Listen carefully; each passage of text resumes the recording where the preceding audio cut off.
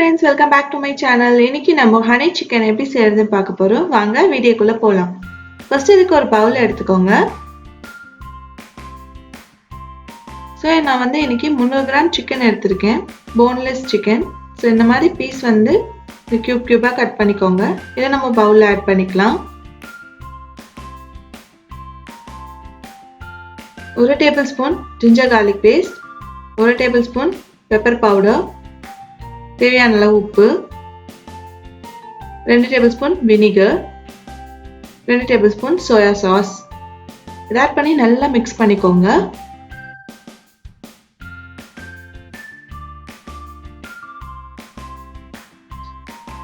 ரெண்டு tablespoon cornflour நல்லா add பண்ணி மிக்ஸ் பண்ணிக்கோங்க. இது பாத்தீங்கன்னா வினிகர் பாத்தீங்கன்னா நல்லா சாஃப்ட்னஸ் கொடுக்கும் சிக்கனுக்கு. அப்படி உங்ககிட்ட வினிகர் இல்லைன்னா லெமன் ஜூஸ் கூட ஆட் பண்ணிக்கலாம். ஸோ இது எல்லாமே நம்ம நல்லா மிக்ஸ் பண்ணிக்க போறோம். மிக்ஸ் பண்ணிட்டு இது ஒரு 1 ஹவருக்கு நம்ம மேரினேட் பண்ணி வைக்க போறோம். ஸோ 1 ஹவர் ஆயிடுச்சு. பாருங்க சிக்கன் நல்லா ஊறி இருக்கு. இப்போ இது பாத்தீங்கன்னா கார்ன்ஃப்ளவர் மாவு.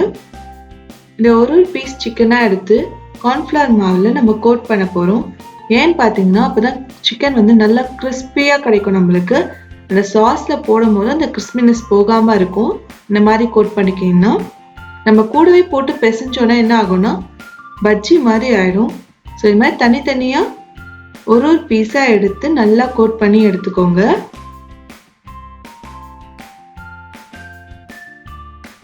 போன்லெஸ் சிக்கன் நல்லா எல்லாருமே விரும்பி சாப்பிடலாம். சின்னவங்க இருந்து பெரியவங்க வரைக்கும் ரொம்ப ஃபேவரட்டான ரெசிபி இது. கிட்ஸ்லாம் ரொம்ப விரும்பி சாப்பிடுவாங்க. இது கண்டிப்பா ட்ரை பண்ணுங்க வீட்ல. பாருங்க இப்போ நம்ம வந்து எல்லாத்தையும் கோட் பண்ணியாச்சு. இப்போ நான் ஒரு கடாயில எண்ணெய் ஊற்றி நல்லா சூடாயிடுச்சு எண்ணெய். ஸோ ஒரு பீஸ் சிக்கனா எடுத்து நம்ம ஃப்ரை பண்ணி எடுத்துக்கலாம்.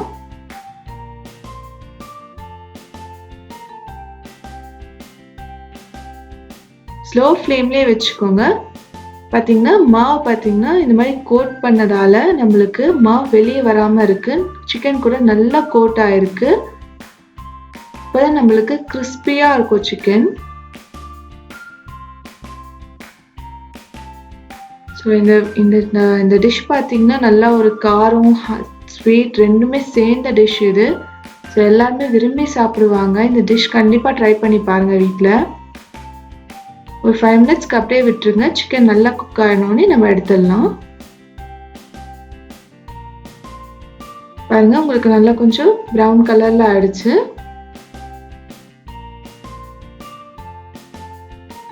நம்மளுக்கு சிக்கன் வந்து நல்லா ஃப்ரை ஆயிடுச்சு. நம்ம இதை ஒரு பவுல்ல ட்ரான்ஸ்ஃபர் பண்ணிக்கலாம்.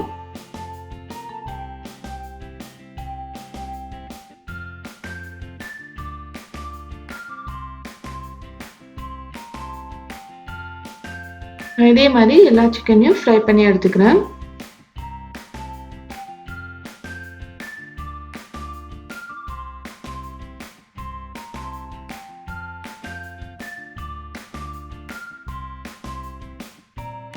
பாருங்க செகண்ட் பேட்ச் இப்போ நல்லா ஃப்ரை ஆயிடுச்சு. இதே ஒரு பவுல்ல ட்ரான்ஸ்ஃபர் பண்ணிக்கலாம்.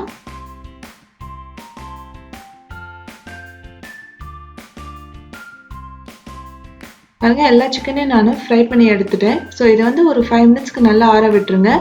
இது செகண்ட் டைமும் நம்ம ஃப்ரை பண்ணி எடுக்க போறோம். அப்பதான் நம்மளுக்கு நல்ல கிறிஸ்பினஸ் கிடைக்கும்.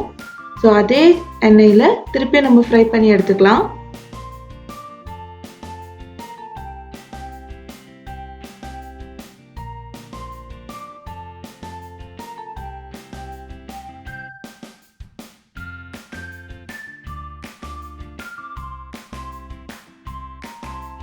ஸோ இதுவும் நல்லா ஃப்ரை ஆயிடுது.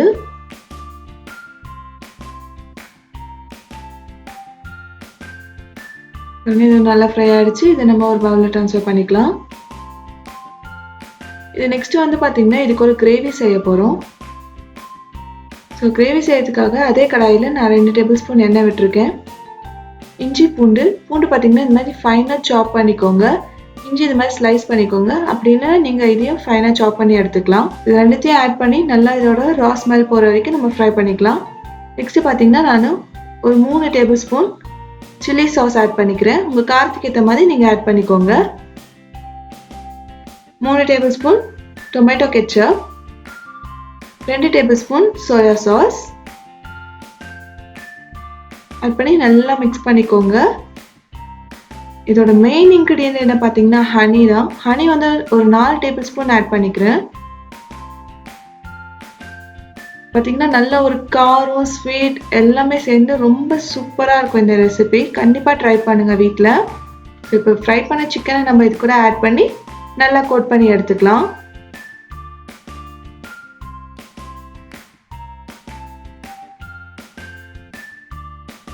பாருங்க இது சூப்பராக ரெடி ஆயிடுச்சு. இதுக்கு மேலே நம்ம கொஞ்சம் ஸ்ப்ரிங் ஆனியன் ஆட் பண்ணிக்கலாம். ஸோ இந்த ஸ்ப்ரிங் ஆனியனோட கிரன்ச்சினஸ்லாம் வந்து நல்லா இருக்கும் சாப்பிடும் போது. இப்போ நம்ம டிஷ் வந்து சூப்பராக ரெடி ஆயிடுச்சு. இதுக்கு மேலே நம்ம இன்னும் டேஸ்ட் கொடுக்க கொஞ்சம் லைட்டாக ஹனி ஆட் பண்ணிக்கலாம்.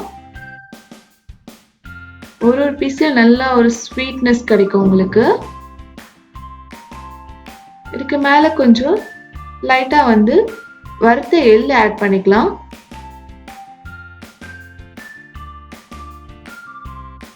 எள்ளு சாப்பிடும்போது நல்லா ஒரு க்ரன்ச்சியாக இருக்கும் அங்கங்கே. ஸோ அதுக்காக ஆட் பண்ணிக்கிறோம். ஸோ நம்ம டிஷ் வந்து சூப்பராக ரெடி ஆயிடுச்சு. இந்த ஸ்வீட் அண்ட் காரமாக சேர்ந்து சூப்பராக ஹனி சிக்கன் ரெடி ஆயிடுச்சு. கண்டிப்பாக இதை வீட்டில் ட்ரை பண்ணி பாருங்கள்.